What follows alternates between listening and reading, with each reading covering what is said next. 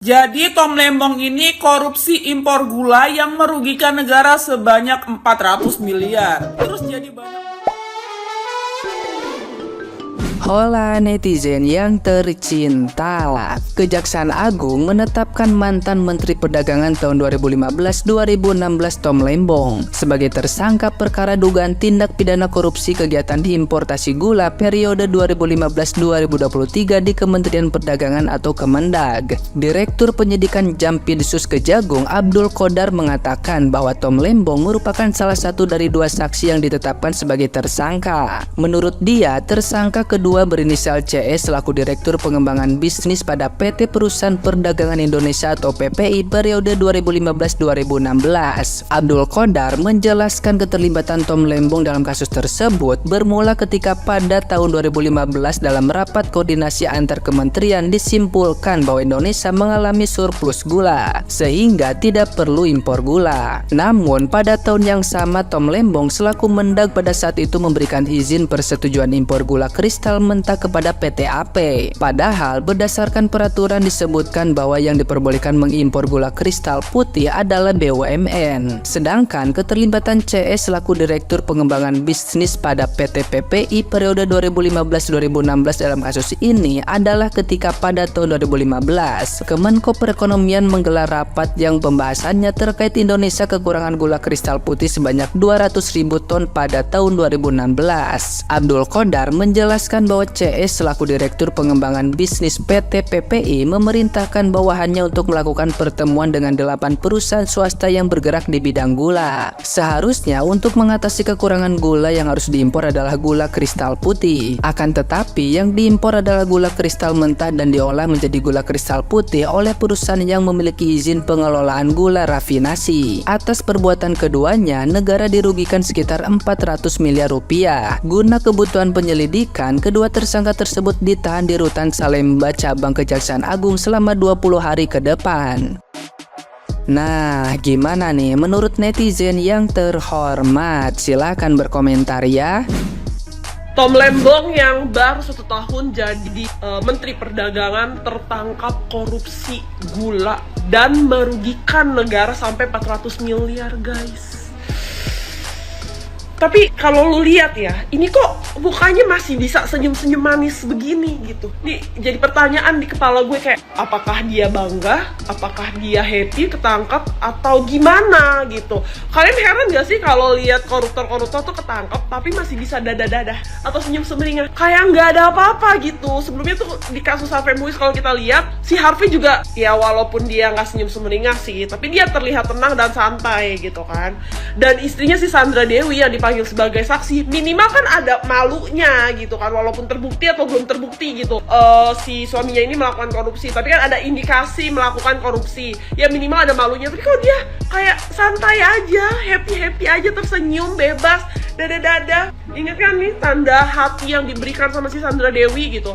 Dan koruptor-koruptor lainnya kalau kalian tuh ingat gitu kan, ini agak lain nih menurut gue nih. Gue doang yang berasa begitu atau kalian juga? Karena kalau kita lihat di berita-berita luar negeri gitu kan, di China mungkin kan, atau di Jepang, mereka tuh kalau bikin kesalahan atau ketangkap korupsi mereka tuh langsung nunduk. Karena apa hukumannya?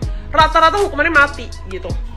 Berat hukumannya. Tapi kok ya udahlah, berarti kan warga negara kita tuh indikasi bahagianya tuh tinggi gitu mungkin. Jadi walaupun udah tersangka, walaupun hukumannya mungkin berat banget gitu ya, hukuman sebagai koruptor, tersangka koruptor tuh berat banget kayaknya sih menurut gue. Jadi ya karena mereka bahagia, ya udah mereka tersenyum, chill.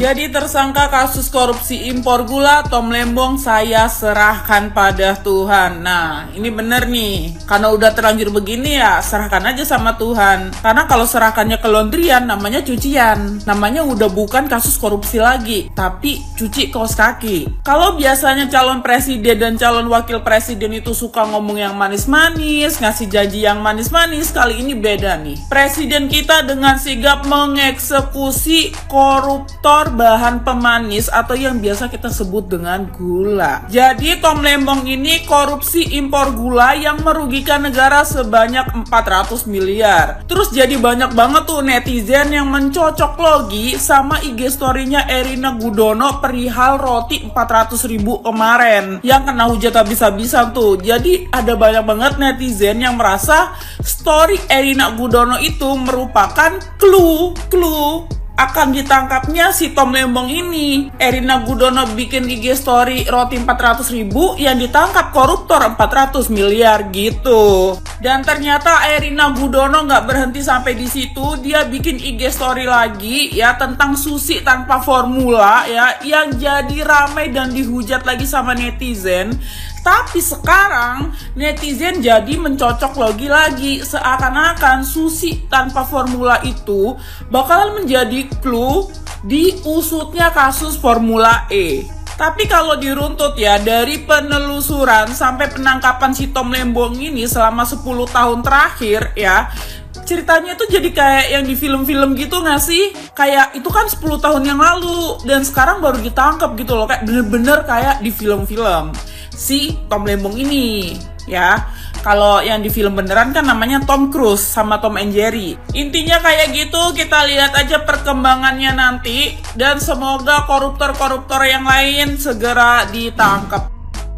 Aduh Pak Tom ada-ada aja. Roti 400.000 aja dibulinya habis-habisan. Padahal pakai duit dia sendiri, kagak ngerugiin negara. Ini gimana Pak Tom? Cuma masalah gula sampai ngerugiin negara 400M. Aturan kemarin waktu dipanggil-panggil sama Gibran mah gak usah nyaut, pura-pura budek aja. Jadi kan minimal Pak Tom gak seterkenal sekarang. Nah kalau kena kasus gini kan ya nyogok-nyogok dikit boleh lah, gak ketahuan. Coba sekarang udah terkenal begini, semua orang tahu bapak, nyogok dikit ketahuan. Ini dari yang gue baca, dulu kan Tom Lembong ini adalah Menteri Perdagangan dari 2015 sampai 2016. Nah, Kejagungan menduga kalau misalkan ada keterlibatan si Bapak Tom ini dalam perizinan gula kristal mentah sebanyak 105.000 ton kepada PT AP. Nah, korupsi impor gula ini diduga telah merugikan negara kurang lebih sebanyak 400 miliar. Terus Pak Abdul Qohar juga bilang kalau ini tuh nggak ada hubungannya dengan politisasi. Soalnya penyidikan tuh udah dimulai dari Oktober 2023 dan udah kumpul saksi sebanyak 90 orang. Dan Kejagungan juga menetapkan Pak Tom sebagai tersangka karena udah adanya bukti. So jangan mikir karena pemilu ya, ini penyidikan udah terjadi dari 2023. Tapi mungkin si Gibran udah dapat bocoran. Soalnya kemarin dia berani kan nyebut nama Pak Tom di debat cawapres kemarin.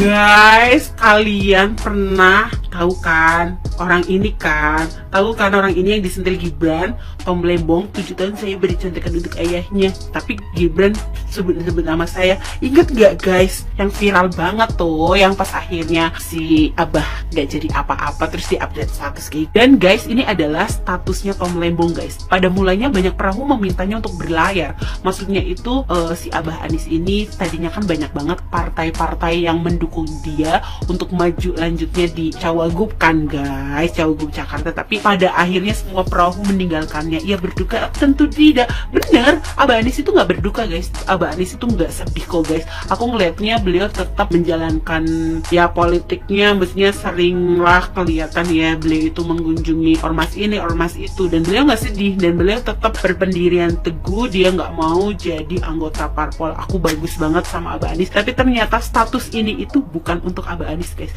melainkan untuk dirinya sendiri. Kalian tahu nggak berita hari ini tentang Tommy Lembong? Yes, orang ini akhirnya hari ini ditetapkan jadi tersangka guys. Kalian tahu berapa korupsi yang dia termasuk orang yang terlibat di dalam korupsi besar ini? 400 miliar guys. Pantesan aja ya dulu tuh kayaknya seolah-olah ngedukung si Abah. Ternyata dia sendiri yang mau manfaatin si Abah guys. Dia ngata-ngatain katanya aku selama 7 tahun menjadi yang bikin contekannya buat Pak Jokowi. Ternyata anaknya menyebut-nyebut nama saya, nyentil-nyentil saya. Ya karena anaknya Pak Jokowi itu bener, dia kecil-kecil kayak kayak gitu. Dulu disebutnya belimbing sayur. Ya dia kecil-kecil kayak gitu, tapi dia cabai rawit guys, sayur asem. Kalau nggak ada belimbing yang nggak nampol.